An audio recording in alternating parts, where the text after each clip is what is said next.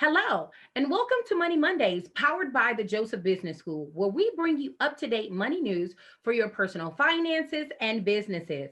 I'm your host, Jill Thompson. To our first time viewers, thank you for tuning into our podcast. Today, we have with us Valerie Grant of AllianceBernstein, who's going to talk to us about socially responsible investing. Valerie Grant, welcome to Money Mondays. Thank you. Right. And so I just want to open up. Can you tell us a little bit about yourself and how did you get into this arena? Sure. So this has been a passion of mine for many, many years.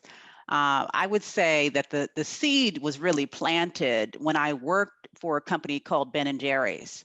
So Ben and Jerry's, many of you know the ice cream, right? So, but they were a pioneer in the field of corporate social responsibility. And as a corporation, they really sought to benefit society as well as their shareholders, to benefit their employees as well as their shareholders, to benefit the local farmers that were making the dairy product that went into their ice cream, in addition to serving the interest of their shareholders. And so that model of a company operating with that very clear purpose was really, I guess, planted in my spirit back in 94. I shouldn't be telling my age, but anyway, in 1994, when I worked there. And so I was aware of the field of socially responsible investing.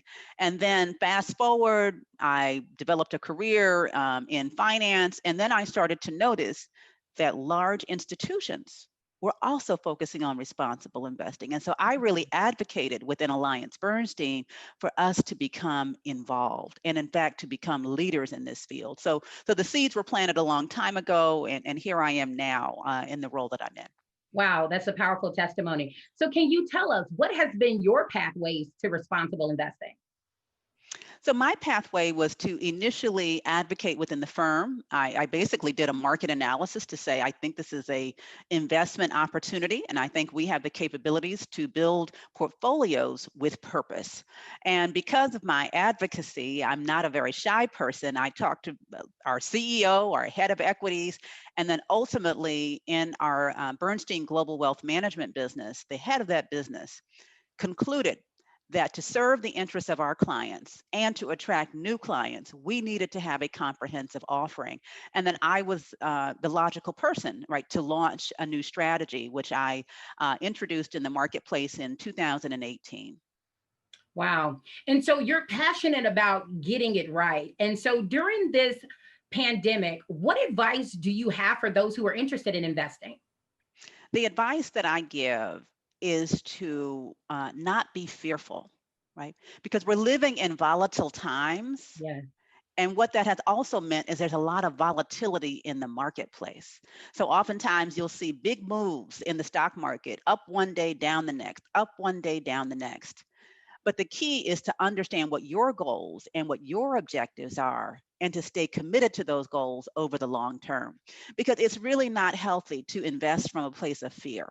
I know that this is a faith-based audience, and so we know that fear is not a place, where we should reside. Well, that same principle actually applies to investing. It is very dangerous to panic in the midst of volatility. That's usually when people make bad decisions. Wow. And so as we're talking about, because we believe in investing in the kingdom, can you give us examples of, I know that you talked about it in your talk with companies like Chick-fil-A, but what are other kingdom-based models or examples of companies that are socially responsible investments?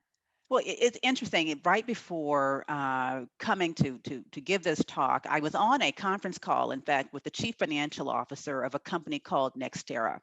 And Nextera is a utility company based in Florida. But what they have done is they have invested in renewable energy, in solar and wind. I mean, invested aggressively. They're now one of the largest providers of renewable energy in the country. And it was just a delight to speak with her. And yes, it was a woman. The chief financial officer was a woman. And then to hear about what they're seeing in terms of the growth of renewable energy. So we talk about protecting the kingdom. Part of the kingdom is the earth where we reside. And if we're not careful, we're not going to have much of an earth left. And so it's very important to look for companies that are really also focused on environmental issues. Environmental issues affect all of us. And so that's just one example. That's a stock that we own in our portfolio. Wow. And so can you clarify what is faith-based investing?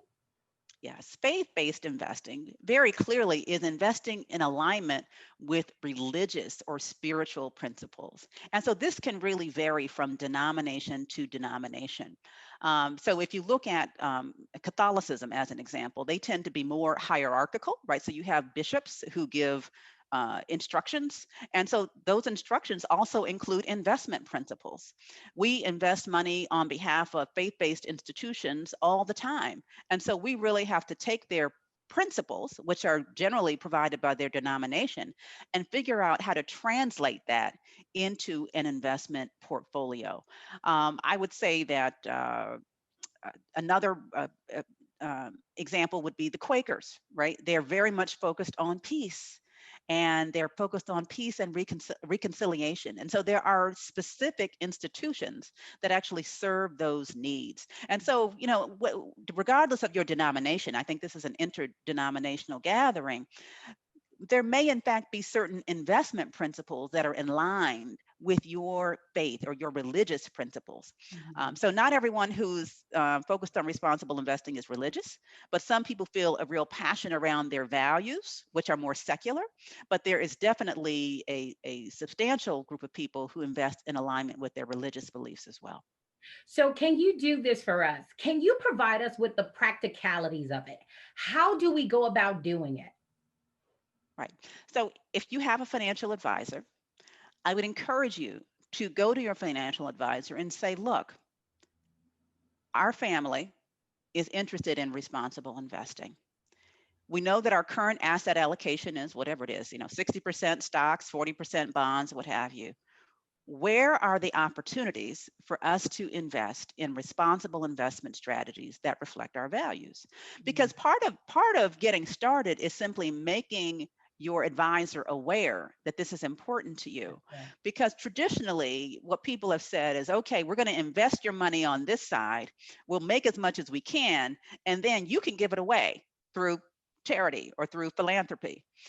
But now people are saying, but wait a minute, we actually care about how our investments are allocated, and we'd like to reflect our values in our investments in addition to what we're doing philanthropically. So I would just say, speak up, talk to your financial advisor. If your financial advisor doesn't have any information, then find a new financial advisor, because I'm telling you, there are hundreds upon hundreds of investment vehicles available to you, whether you're talking about stocks or bonds or private equity or real estate, whatever you want, there are options available. Wow. And can you lastly just tell us some examples of some clients you have assisted along your illustrious career in this area? Can you provide us with examples? Yes, my goodness. There was a client that I met, a family, a husband and wife. They owned some restaurants actually in Brooklyn. So they were in New York. And, we were devastated by the COVID-19 pandemic, just devastated. And so they basically had closed their business down and had no cash flow coming in whatsoever for months. And so, they were looking at the investment portfolio, and they're looking at the lack of cash flow coming in, thinking, how is this all going to work out? But the wife called up the advisor and said, look, I am so angry about what's happening in society right now. I am so angry. We have to invest with alignment with our values. We have to. And so I was called into the meeting with their financial advisor to talk about the responsible investment strategy that I manage. And she sat and listened and sat and listened. And she said, we're going to do this, period. And the financial advisor was like, well, have you thought about the tax consequences, whatever? She said, we'll work that out. You call our accountant. Because she said, basically, we have losses this year, so that can offset whatever gains we have. So this is actually the best time to redeploy our assets and focus on responsibility. But that was a very touching, I would say, interaction, because again, she and her husband, zero. Restaurants were closed in New York. They were really feeling this financially, but yet they were also equally as passionate about investing in alignment with their values. And so that's an example of oftentimes how people come to this. They just say, I have to do things differently. I must do things differently. That's amazing. You know what, Ms. Grant, we want to thank you so much for joining us for our fireside chat. We appreciate you. Thank you so much for having me. This is a time for building wealth. As Valerie Grant has stated, don't let fear ruin your opportunity for smart investing. Remember, there are several faith-based companies that you too can start investing in. Let's be an active participant in the kingdom economy. We want to hear from you. If there's a money topic or wealth topic that you'd like for us to cover, email us at moneymondays@jbs.edu. Remember, in 2020, we are building for wealth, and we're bringing a team of experts to help you get there. Submit your questions in advance to moneymondays@jbs.edu. And don't forget to subscribe and hit the notification bell on the Joseph Business School's YouTube channel and social media outlets. I'm your host, Geil Thompson, and I look forward to seeing you prosper. Have a great day, everyone.